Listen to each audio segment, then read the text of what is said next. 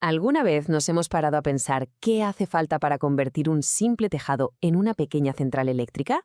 Hoy vamos a meternos de lleno en el fascinante mundo de la energía solar para viviendas, yendo desde el potencial increíble de todo un país hasta las decisiones que se toman para una sola casa. En este análisis vamos a ir de lo más grande a lo más pequeño. Empezaremos con una idea que es una pasada sobre el potencial solar de Chile. Luego entenderemos cómo llega la luz a casa. Descifraremos la tecnología que lo hace posible y al final veremos qué opciones hay para generar nuestra propia energía. Bueno, para arrancar vamos a explorar un concepto que, la verdad, pone en perspectiva la escala tan bestial que puede alcanzar la energía solar.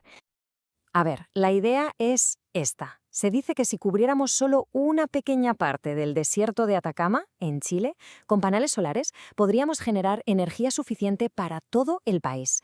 Es una imagen potentísima, ¿verdad? Nos da una idea del potencial que tenemos literalmente sobre nuestras cabezas.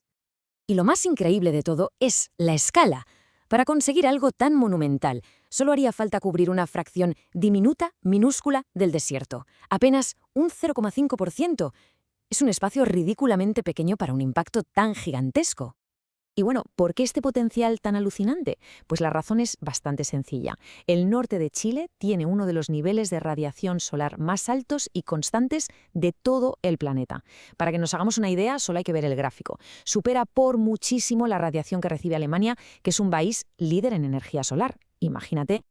Vale, para entender bien cómo podemos llegar a generar nuestra propia energía, primero hay que tener claro de qué sistema formamos parte ahora mismo.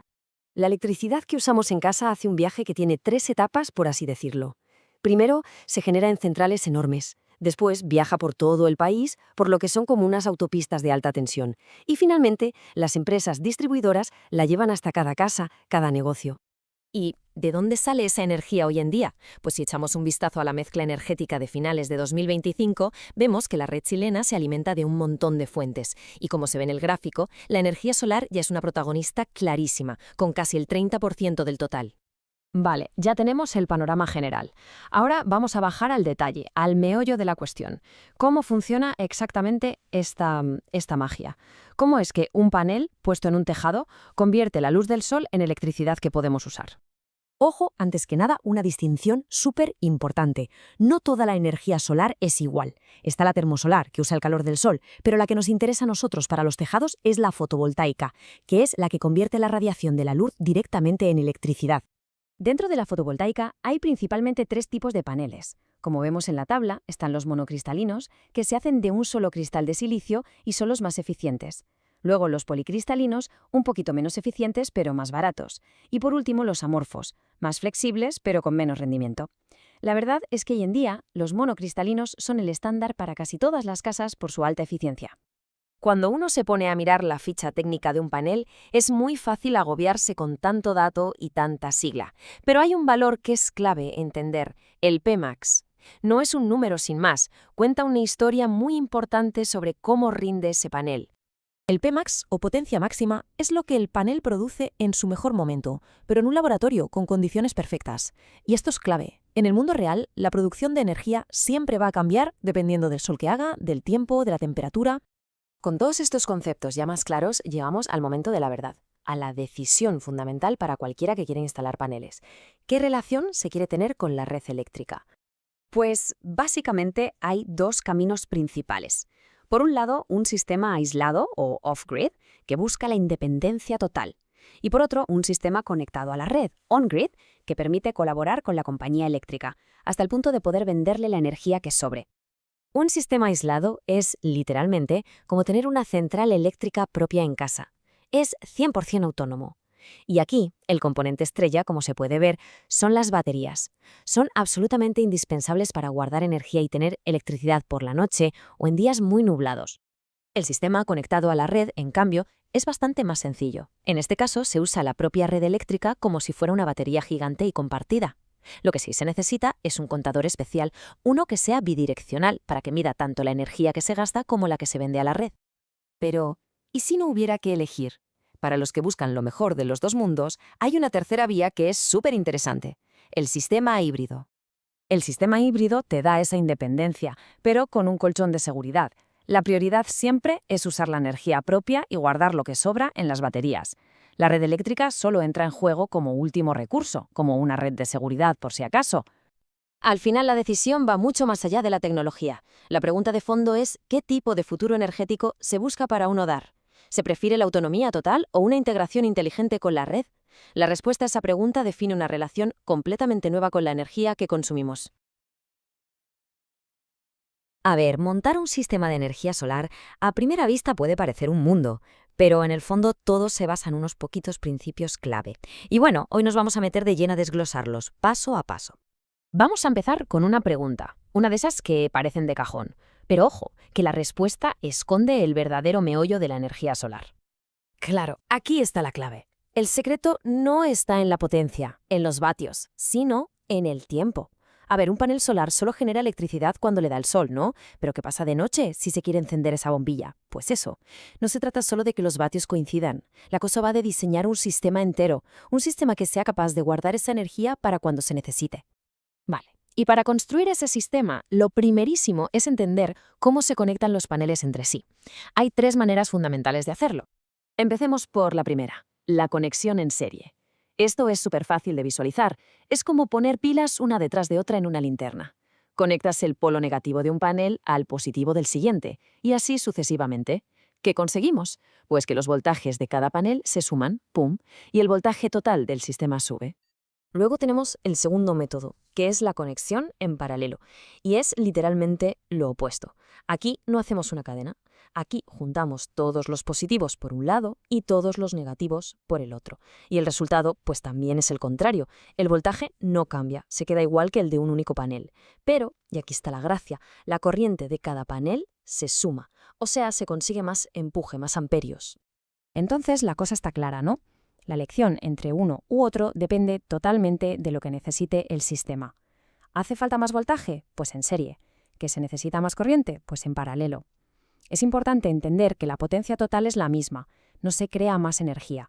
Simplemente se elige cómo se entrega. Pero claro, ¿y si se necesita subir tanto el voltaje como la corriente? Pues para eso está la tercera opción, la conexión mixta. Es, como su nombre indica, una mezcla. Primero se hacen grupitos de paneles en serie para llegar al voltaje que queremos y luego todos esos grupos se conectan entre sí en paralelo. Así se suman las corrientes de cada grupo. Es básicamente lo mejor de los dos métodos. Bien, ya sabemos cómo cablear. Ahora vamos a ver la parte física, la estructura que sujeta todo esto en su sitio. Cuando se monta un sistema en un tejado, se necesita una especie de esqueleto metálico que sea súper robusto. Y este esqueleto se forma con varias piezas clave. Primero, unos rieles de aluminio, que son como las vigas donde van a descansar los paneles. Luego, unos soportes en forma de L, que son los que anclan esos rieles al tejado. Y por último, unas grapas, que son las que aprietan y fijan cada panel a los rieles. Hay grapas para unir paneles entre sí y otras para los extremos.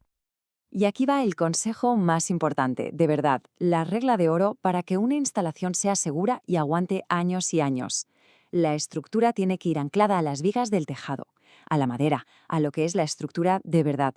Nunca, jamás, solo a la teja o a la chapa de fuera. El soporte real, el que aguanta el peso y el viento, es la viga. Bueno, ya tenemos los paneles conectados y bien montados. Ahora toca hablar de algo que es absolutamente crucial, la seguridad eléctrica. El material de referencia lo deja clarísimo y no se puede decir de otra forma. La corriente continua, la que generan los paneles, es peligrosa. No es ninguna broma. ¿Pero por qué es tan peligrosa? A ver, la corriente que tenemos en casa, la alterna, es como una ola. Sube y baja y pasa por 0 voltios muchas veces por segundo.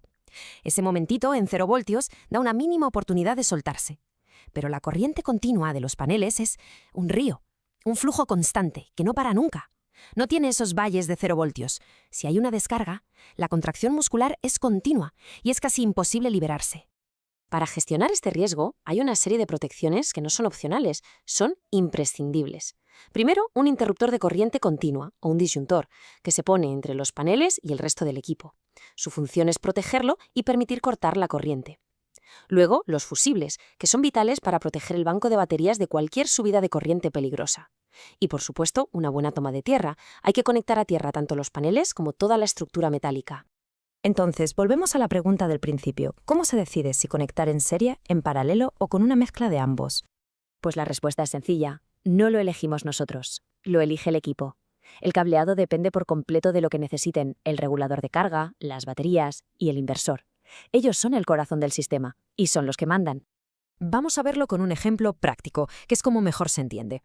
Imaginemos un sistema de 24 voltios, que es algo muy habitual. Pues bien, todo, absolutamente todo, tiene que estar pensado para 24 voltios. El banco de baterías, pues se cogen 2 baterías de 12 voltios y se conectan en serie para sumar 24. El regulador de carga tiene que ser compatible con 24 voltios. Y el inversor, pues igual, necesita una entrada de 24 voltios para funcionar. Todo va en sintonía. Al final, la clave de todo, la idea con la que hay que quedarse, es que todas las piezas del puzzle tienen que hablar el mismo idioma. Y ese idioma es el voltaje del sistema. Desde cómo se cablean los paneles hasta el último componente electrónico, todo tiene que estar alineado a ese voltaje para que el sistema funcione. Así que, como hemos visto, montar una instalación solar es mucho más que poner paneles. Es una cuestión de diseño, de equilibrio. Cada decisión, por pequeña que parezca, desde cómo se pone un cable hasta el voltaje que se elige, afecta a todo el conjunto. Por eso la pregunta final no es solo qué se quiere alimentar, sino cómo de bien se puede diseñar el sistema para hacerlo realidad de forma segura y eficiente.